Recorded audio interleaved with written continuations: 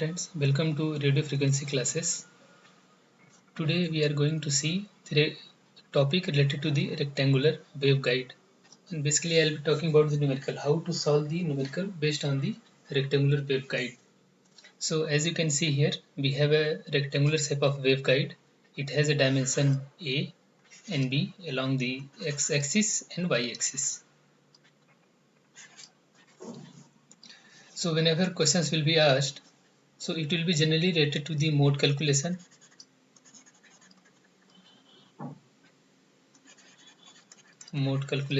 okay, like TE10,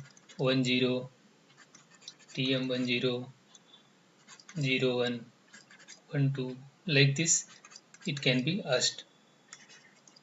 Another questions can be asked to find out the alpha D and alpha C, dielectric attenuation and conduction attenuation. Because we have a conducting material, so due to that conductor there will be certain loss or attenuation that is called as a alpha C, and because inside dielectric is filled, that will provide you the, or it causes the dielectric loss. So this kind of questions can be asked. Then question can be asked that what would be the propagating modes above certain frequencies. So operating frequency will be given, and we have to find out the particular frequency is above the cutoff frequency or not for defined waveguide. If it is above, then that frequency will propagate, otherwise it won't. Something like I would like to say that cutoff frequency, okay, it should be always less than the operating frequency. If this condition is not there, then that mode will not propagate, or that frequency will not propagate inside the rectangular waveguide. Okay, and also this is called as a HPF, high pass filter. That's why whatever frequency will be greater than, okay, from the cutoff frequency, that will only propagate.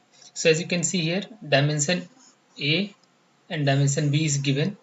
So this kind of question will be having, you have to get the parameters. So from here we are getting two parameters, A and B. Then consider length of Teflon field. So for Teflon field, certain epsilon r is defined. I think it is 2.08.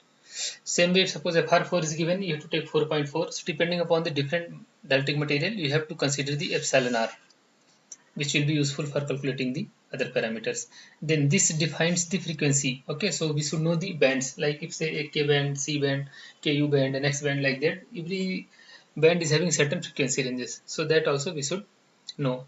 And operating frequency F naught is given as a 15 gigahertz. Now they are asking that we have to calculate first 5 propagating modes and then find the attenuation due to dielectric and conductor loss. It means the attenuation we have to find out with respect to this 15 gigahertz frequency. So now moving further, we have taken the same example. Okay, from the that example was from DM Pozar book. So now, as I told you, we got the epsilon r. Sorry, I think let me take. Okay, now it is fine. So epsilon r is 2.08. Tangential loss for that material is 0.004. Okay, whatever material we are taking. Then dimension is given A and B.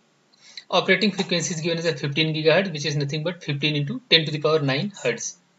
So our job is to find out the cutoff frequency for first three modes. Okay, so if it is above, then we can say that that mode will be propagating, otherwise we can say that mode will not be propagating. So already I have explained this condition, F naught should be greater than Fc. So now we are having several modes, and we know that for rectangular waveguide, TE10 mode is the dominant mode.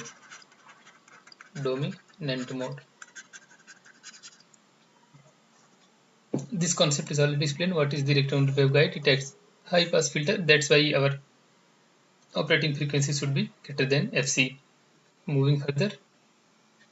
So when we'll solve the rectangular waveguide using the second order differential equation and the variable of separation method, we'll get the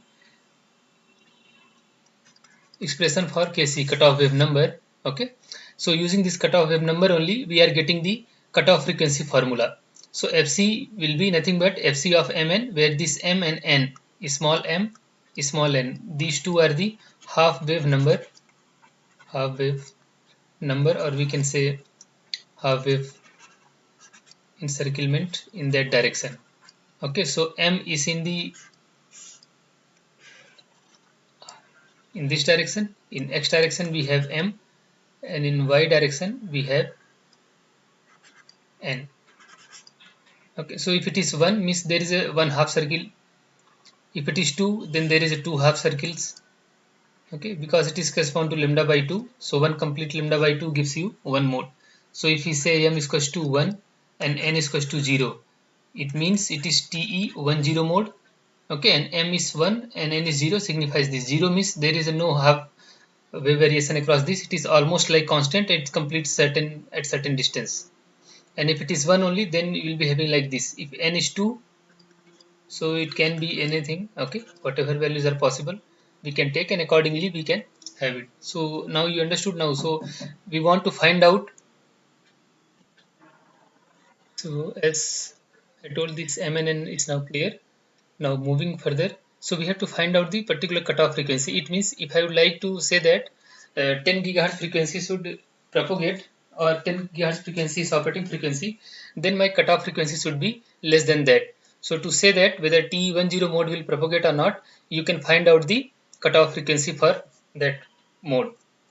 So what should be the operating frequency if our cutoff frequency is related with the TE10 mode?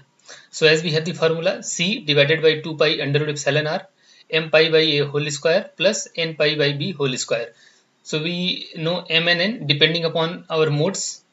A and b is already given in the formula. Epsilon r we got it from the dielectric material, which kind of material we are using it. And C is the speed of light. So knowing all these parameter, we can calculate the cutoff frequency. So here when we use this formula and use the T10 mode, okay, and we find out the cutoff frequency, it comes to be 9.72 gigahertz, 9.72 into 10.9 gigahertz. It means whatever frequency, that operating frequency, if it is greater than 9.72 into 10 to the power 9 hertz, then only that frequency will operate. Okay, and it has the TE10 mode. We can say TE10 mode is propagating inside the waveguide. Okay, I hope it is clear now. Now moving further, we have to calculate the attenuation due to dielectric and the conductor loss for particular waveguide, rectangular waveguide. So alpha D expression is given as k square into tangential loss 10 del divided by 2 beta. Beta is the propagation constant. Propagation constant. K is wave number. And tangential loss is given for defined for that material, whatever we are using it for designing the rectangular waveguide. So k can be calculated from this formula, 2 pi by lambda naught, which is the wave number, and lambda naught means operating frequency is given. So using this operating frequency, we can calculate the lambda naught because we know the speed of light c. Okay, so using these two parameters, we can calculate the lambda naught, and then finally we can calculate the wave number. Next parameter is beta. Beta is nothing but k square minus kc square. K is the normal wave number and kc is the cutoff wave number. So cutoff wave number is nothing but m pi by a whole square minus n plus n pi by b whole square. Okay, so here in place of kc square, if we'll keep this value, okay, this both will be minus. So m pi by a whole square minus n pi by b whole square. Now if I'll say that cutoff frequency is 15, that operating frequency is 15 gigahertz, and we have calculated cutoff frequency was 9.72 for T10 mode. So this frequency will propagate inside the rectangular waveguide. So for particular this frequency, we have to find out the attenuation loss. So using this formula, we can calculate the dielectric attenuation. So now n is 0, so this parameter will be cancelled. Only this parameter will be there. M is equals to 1. So this formula we can use it. Okay, k is 2 pi f by c under root epsilon r. Same thing from here. Okay, but here we have not included the under root epsilon r. Okay, that's why we are including it here. I think it's missed there. So we should use the epsilon r. If epsilon r is 1, then we can consider as ideal condition, and epsilon r use will not be there, and wave number remains same. So we can calculate from here k, and from here pi by a. A value is given, convert into meter. Okay, and we will solve it. We'll get beta as 345.1 per meter. And using this beta value, Okay, and the K value and 10 del, we can calculate the alpha D attenuation due to dielectric, which will come as 0.119 Nepper per meter. And now next thing is we have to convert this into dB per meter. So how to convert this Nepper per meter into dB per meter? Whatever wave we are having it inside the rectangular waveguide or any other planar transmission line, decay is always written with e to the power alpha. Okay. So whatever attenuation is there, it is in the exponential form. So whatever value we got it, we'll keep it here alpha, e to the power alpha, and take the log of it and multiply with 20. We will get the dielectric attenuation in terms of dB per meter. So here alpha d will be 1.03 dB per meter. Moving further, we have to calculate the alpha c, which is a conductor loss. So conductor loss is given as Rs divided by A cube into B, beta, wave number K, and intrinsic impedance eta multiplied with 2B pi square plus A cube K square. So here all the parameters almost we have calculated. Only parameter is this eta. So eta is nothing but 377 ohm for free space. So you can see I have defined here 377 ohm. K is 2 pi by lambda. Rs we have to calculate, which is dependent on omega and sigma. So conductivity will be given for a particular material, whatever material we are using. If suppose we are using copper or aluminium, depending upon the materials conductivity we can place here.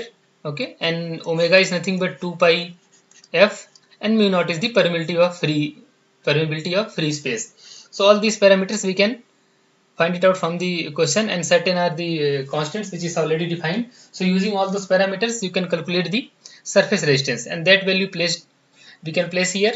A value is given, B value is given, beta we have calculated, wave number calculated, eta is 377 ohm. Same way here also, K is known, A is known, and 2B, so B is known, pi value is known. So using these, okay, we can calculate the alpha C, which comes to be 0.050 Nepper per meter, and using the same formula 20 log e to power alpha we can convert it into dB per meter. So this way we can calculate the alpha C, alpha D, and the propagating modes.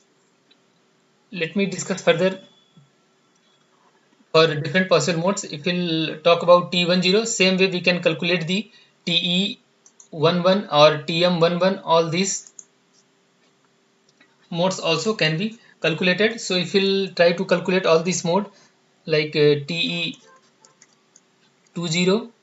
or TE and TM11, for these modes the frequency will be around 19 gigahertz for TE20 mode, and for this frequency will be close to 24 gigahertz. So if as you see in our example, we have taken f0 as 15 gigahertz. So this kind of conceptual questions can be asked, that whether TE20 mode will propagate or not, and then find out the propagation constant or this attenuation constants alpha C and alpha D. So first we have to find out the cutoff frequency.